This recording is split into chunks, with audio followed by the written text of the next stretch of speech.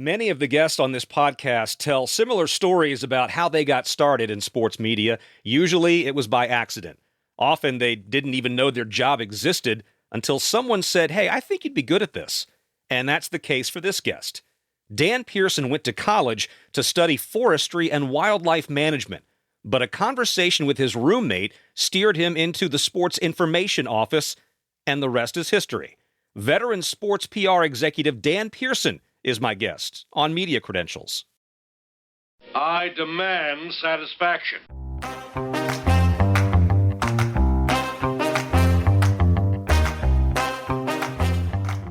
My name is Whit Watson, and this is Media Credentials.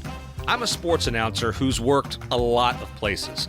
This podcast will peel back the layers of sports media and show you how the sausage gets made. Through interviews with industry pros and my own experience, you'll understand why you're seeing what you're seeing and who's responsible for it. Your media credentials have been approved.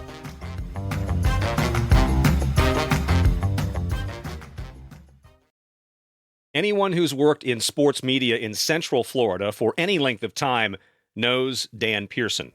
After a stop in Tallahassee with FSU's Sports Information Office in the 80s, Dan moved to the Orlando area and never left. He's been in charge of public relations for a variety of different sports outlets, including the Arena League's Orlando Predators, the Orlando Rage of the XFL, and the Florida Tuskers of the UFL. He once handled PR for a now-defunct baseball theme park in Central Florida. He was the VP of Public Relations for a professional lacrosse franchise here. Even now, in semi-retirement, he keeps his hand in the game as a sports writer for local weekly papers.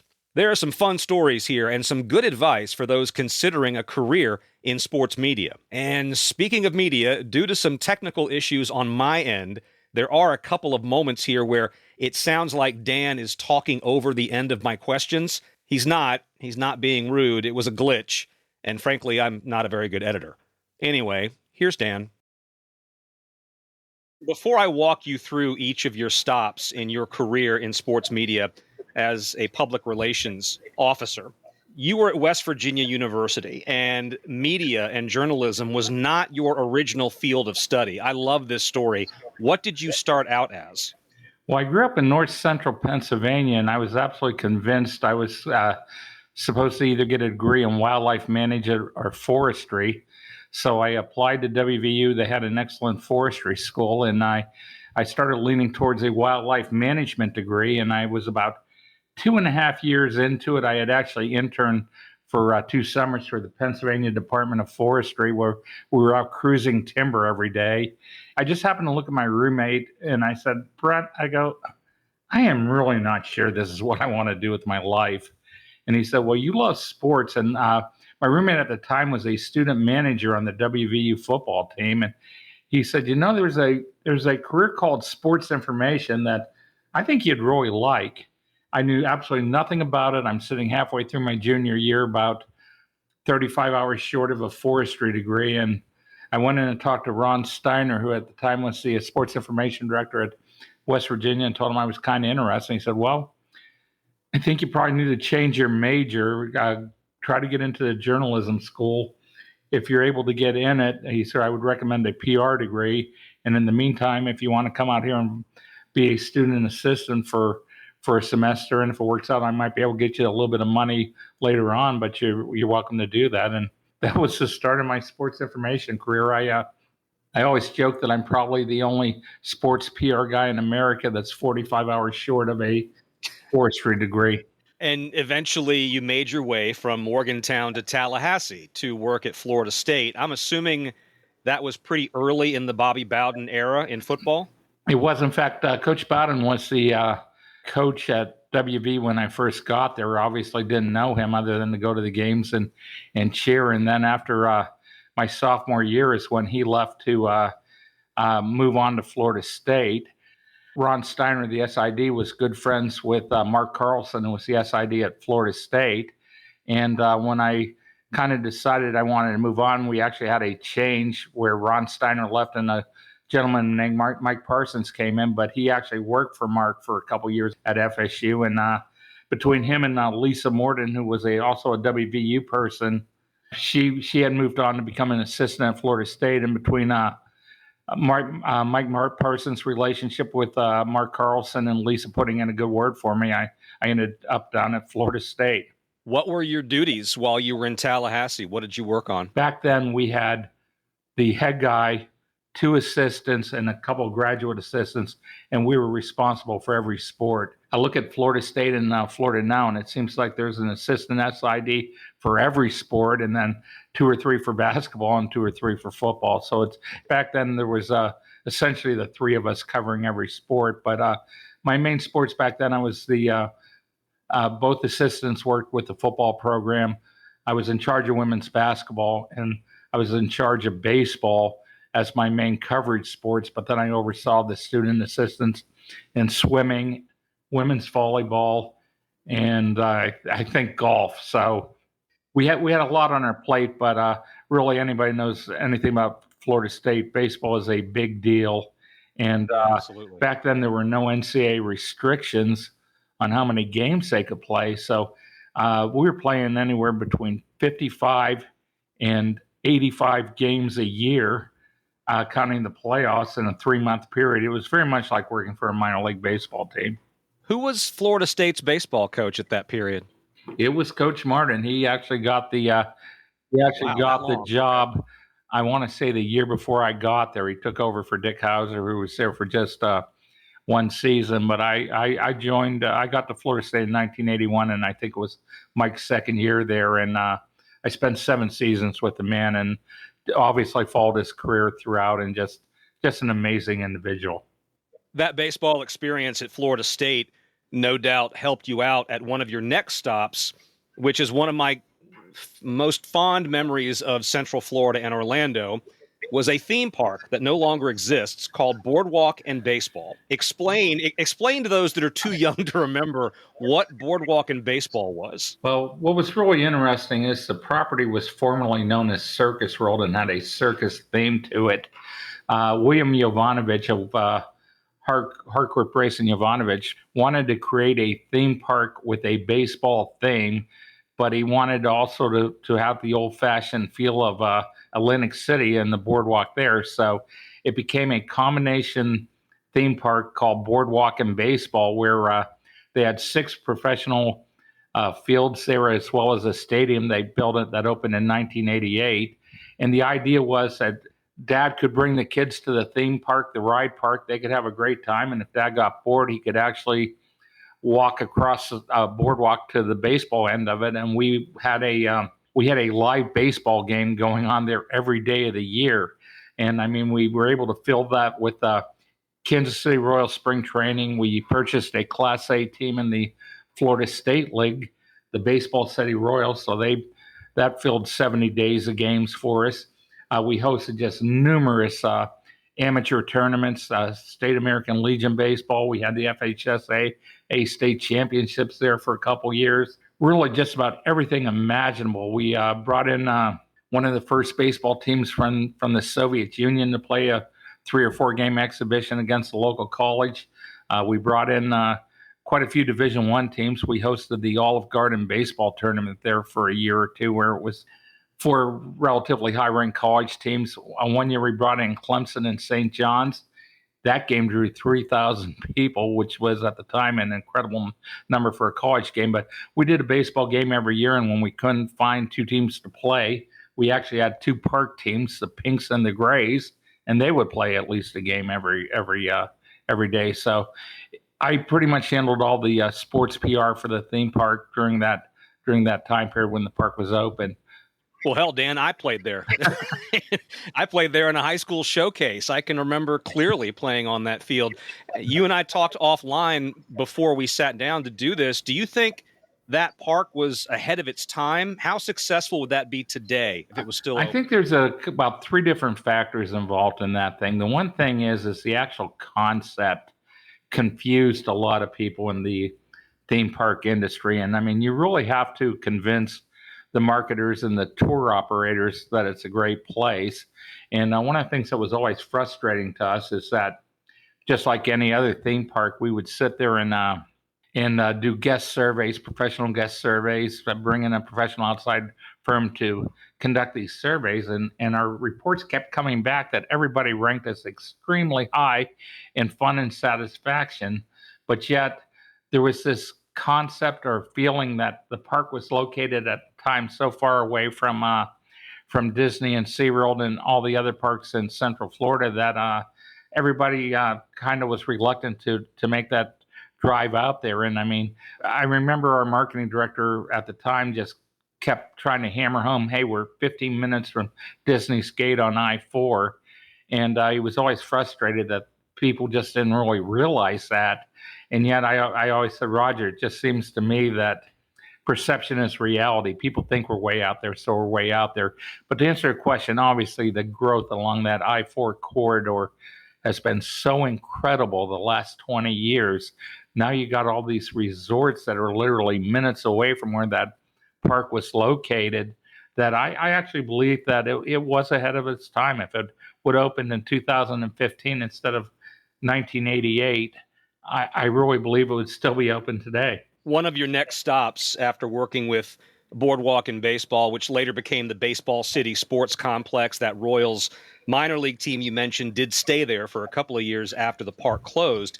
Soon after that, the Orlando Predators were an expansion team in the Arena Football League. And again, for people of a certain age, we can remember what a big deal it was to go downtown and watch the Predators play in the old Amway Arena on the nights when the brand new Orlando Magic weren't playing.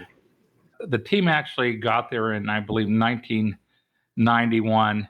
And then in 1992, the ownership group at the time was, even though they were selling out the arena, there was no outside income coming in other than what you did with your local sponsorships.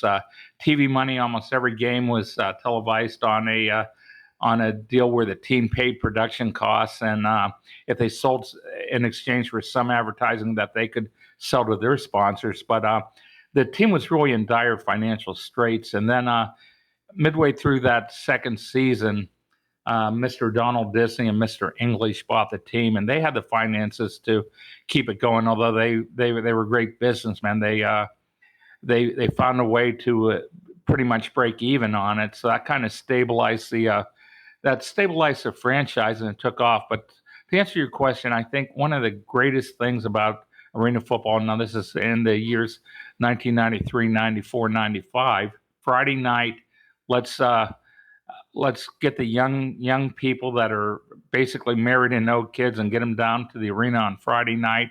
And for 3 or 4 years, you simply couldn't get a ticket if you didn't have a season ticket. We were basically selling out 12,000 seats a year on season ticket basis, and they were hard to come by, and it was just really a lot of fun. And now part of the deal too that we really would have to credit is the Tampa Bay Storm and the way Tim Markham, the coach, and the way their owner Bob Greason basically ran that franchise too. They created a great rivalry with Orlando, and in fact, to this day, one of my greatest memories of arena football was, and I believe the year was 1994, where we were playing a game in Tampa, and they put 35,000 people in the Trop for that game.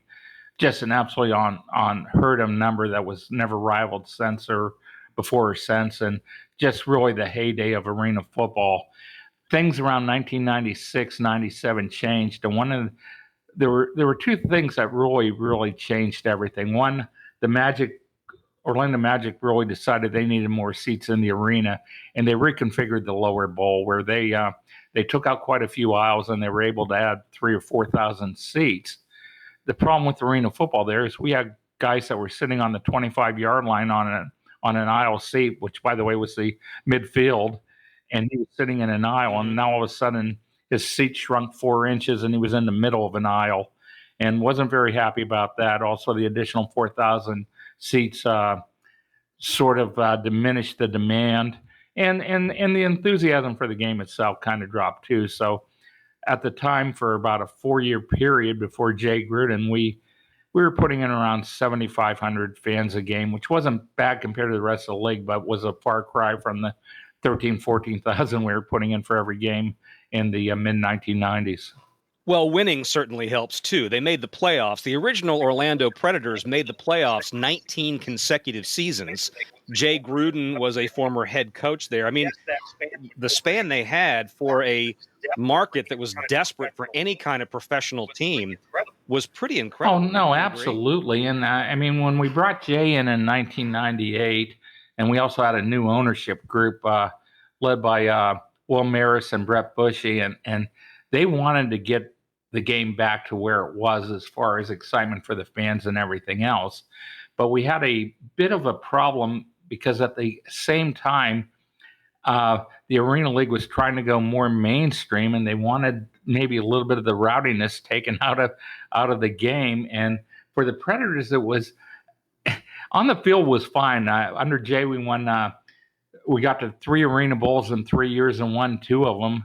And that part was absolutely fun and great. But what was also happening is that they negotiated a TV contract with NBC, and they wanted to play all their TV games on Sunday afternoon, which back then it was a midwinter season, and that worked out great for Chicago, but did not work very well in Orlando.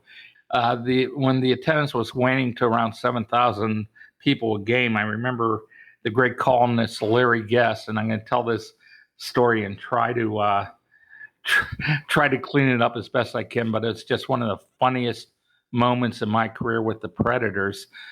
Back in the early 90s, it was not unusual for some of the fans to, let's say, bring certain dolls to the arena, blow them up and bounce them around like beach balls.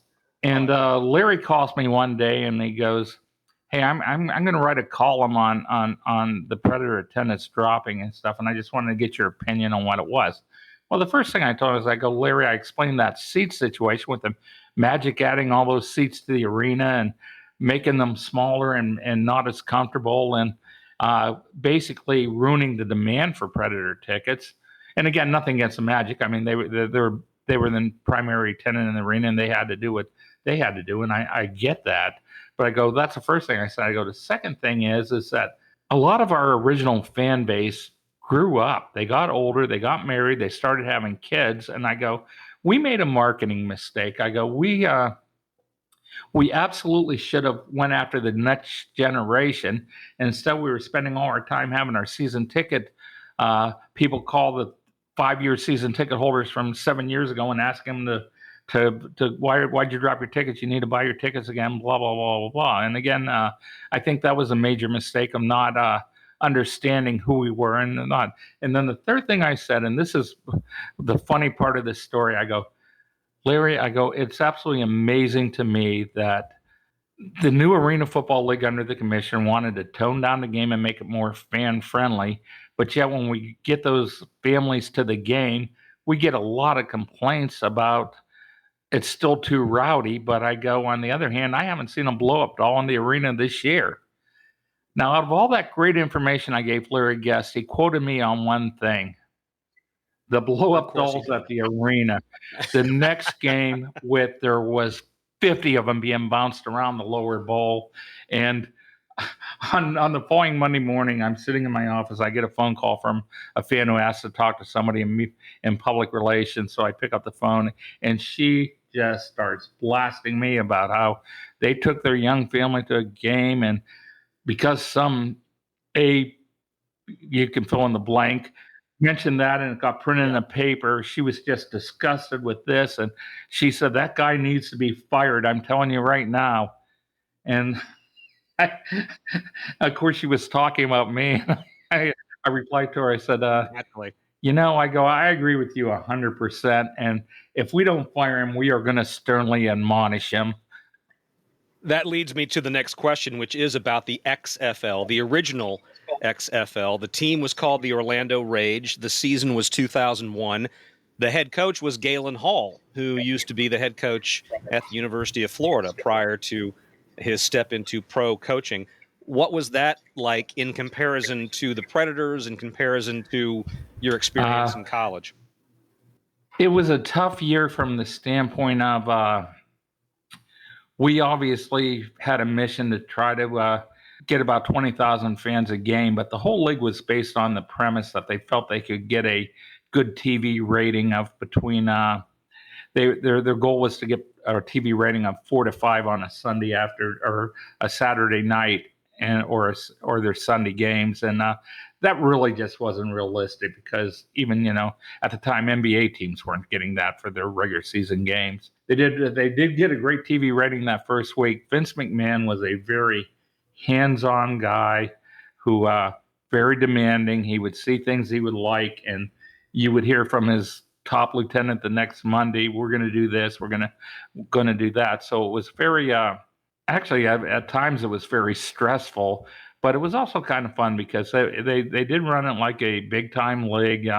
They were in 8 cities around the country, chartered planes, which was a far cry from what we dealt with the Predators.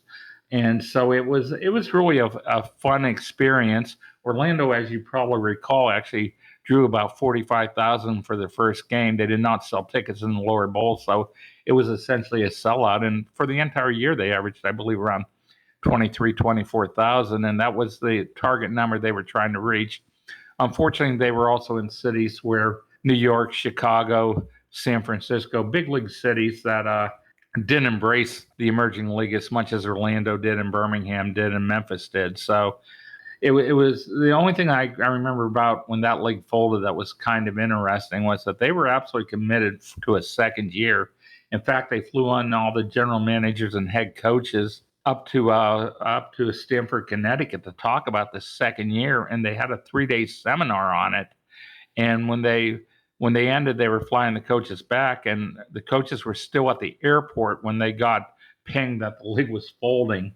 The main thing on it was that NBC wanted out of that deal, and Vince wasn't ready to basically run it on his own. So sad deal.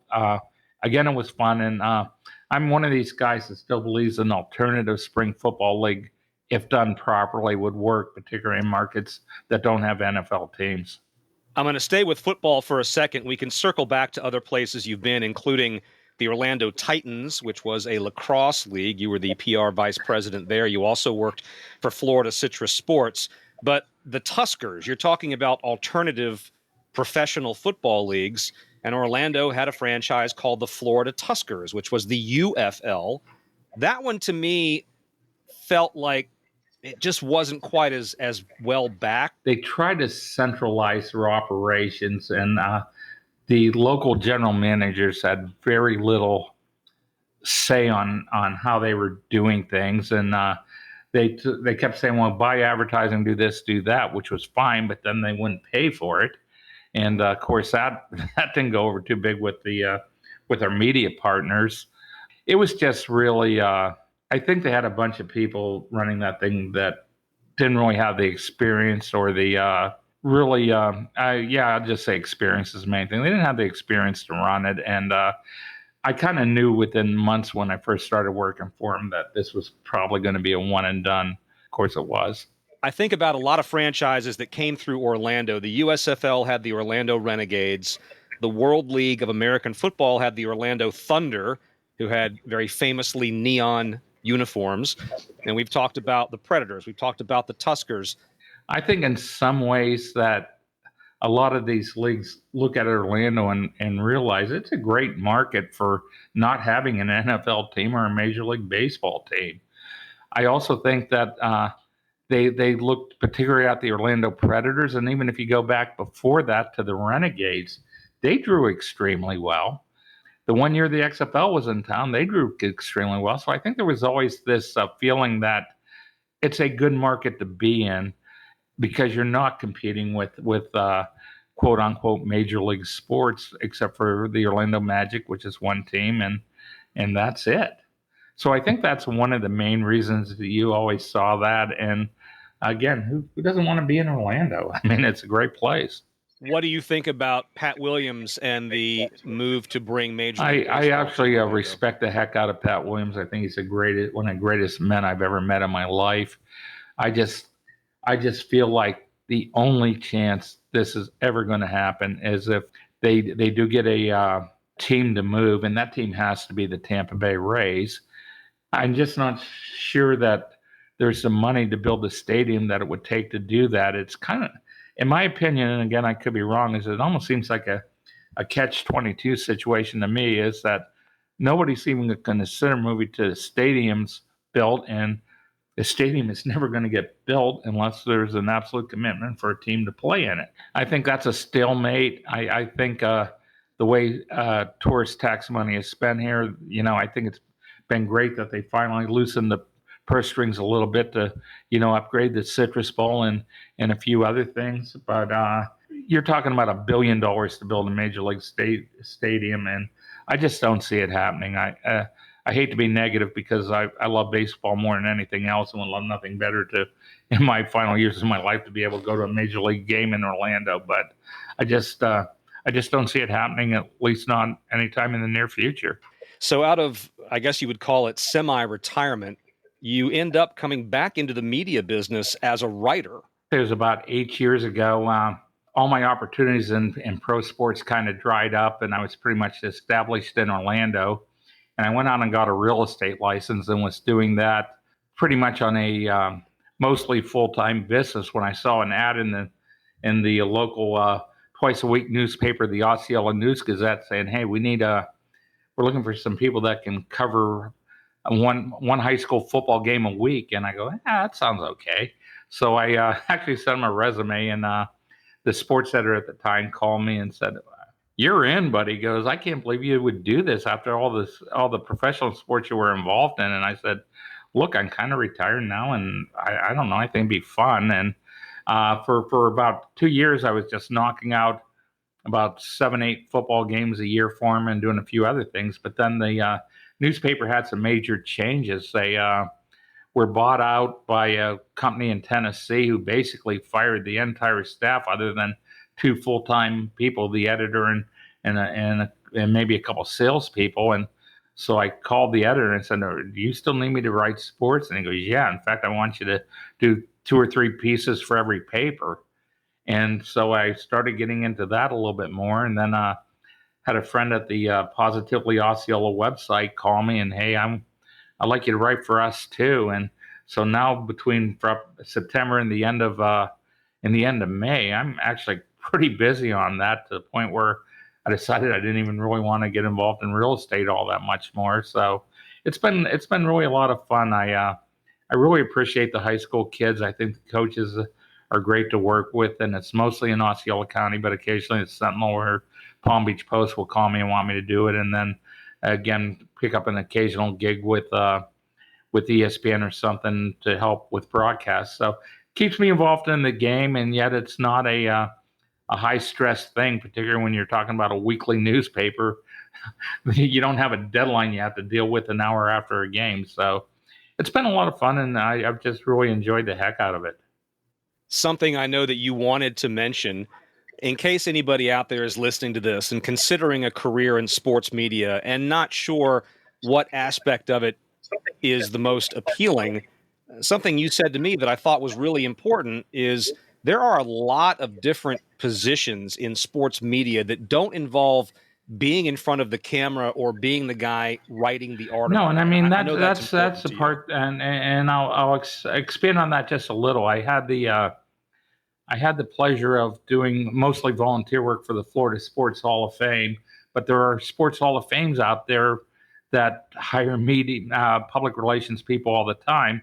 And then later on, I got involved with a program called Florida Rising Stars, that their mission was to go out and explain to kids that if they love sports, but they're not good enough to be a professional athlete, there were literally hundreds of careers. If you look at the one of the great things I saw last spring is they ran a photo of the Florida Gator football team, but they had all the support personnel there too, and there were more support people than there were players and walk-ons. I believe, and this number may not be exactly correct, but I know that every major college employs over 200 people that are not coaches. You're talking about ticket people, you're talking about athletic trainers, you're talking about marketing people, you're talking about social media people, you're talking about media relations people. It just goes on and on and on. And it's a great life, and a lot of those now are great paying jobs. One of the reasons I ended up leaving Florida State as I just got sick of 80, 90-hour work weeks during the school year, which was 10 months with the baseball team, and making $19,000 a year. It just wore me out. Nowadays, so Right. sports information jobs pay quite well at the college level. Again, it's a ton of people working there that might only be responsible for one or two sports a year, and it's a great career, and it's a lot of fun. You get to go places and do things. That's one thing I'll never regret, is that I've never made a ton of money in sports, but man, what a great life I've had. The places I've been, the teams I've worked with, the people I got to meet. I'll tell you one more really quick story that just talks about something that would have never happened if I wasn't involved in sports. Is I got this call the year the Cincinnati Bengals were in the Super Bowl, and it was a guy who worked for a company, I can't remember, it was like IBM or Coke, and he said, and this was back in the days when you couldn't turn on a computer and follow stats from an NFL game on a computer. But the guy said, "Hey, how would you like to be John Madden's statistician for the Super Bowl?" I got excited at first, and then I realized Sure. that Madden's network didn't even have the Super Bowl. And I kind of said, "Well, what are the details?" And I go, "We hired John Madden, since he's not working the Super Bowl this year, to come in. We're having a huge convention in Orlando with about 3,000 people, and we're going to have the Super Bowl on TV screens in a big ballroom. And John Madden is going to get up and during commercials and talk about the game and stuff. And he wants a statistician to be able to feed him stats from the game."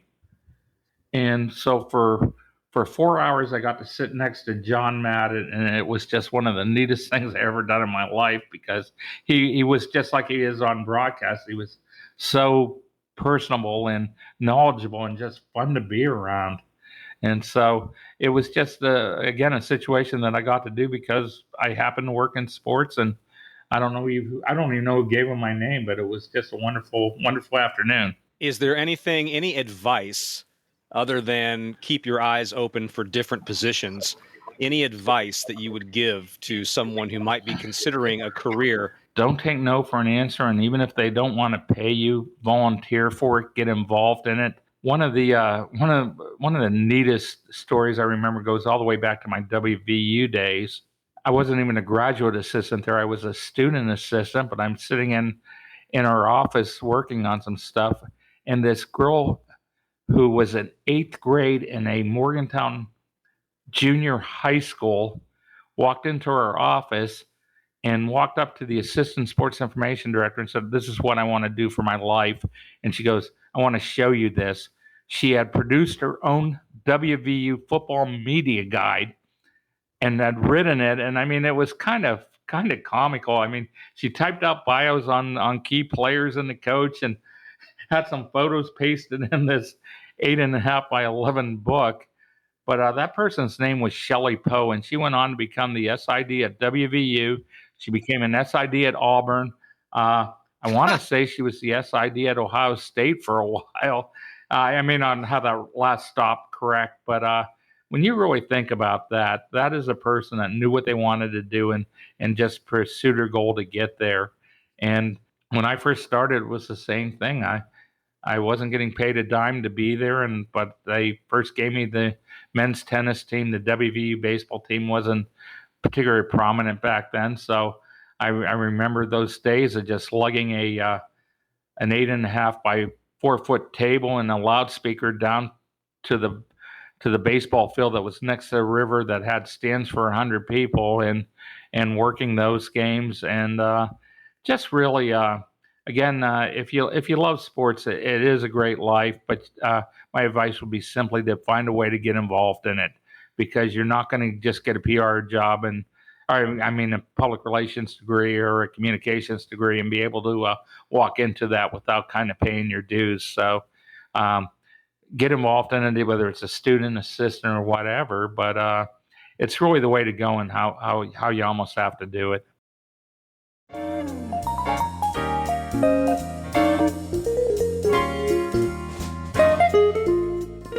In just a few seconds, we'll have some closing thoughts on this episode, so stay tuned. If you're enjoying it so far, please consider subscribing or sharing and leave a review. Let me know what you'd like to hear in the future on Media Credentials.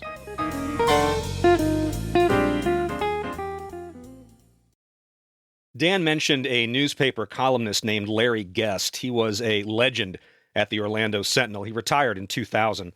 That last story that Dan told about a middle school student walking into his office at West Virginia, Shelley Poe, she's currently an assistant athletic director at Auburn. Yes, she was the SID at Ohio State at one point, and she was inducted into the College Sports Information Directors of America Hall of Fame in 2006.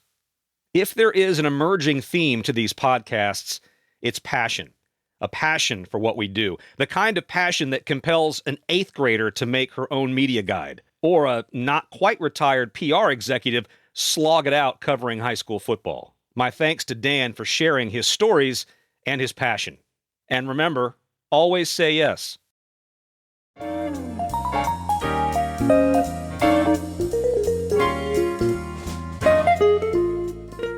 Thanks again for listening to Media Credentials. For examples of my work, including video and audio clips, a blog, and my contact page, check out whitwatson.com.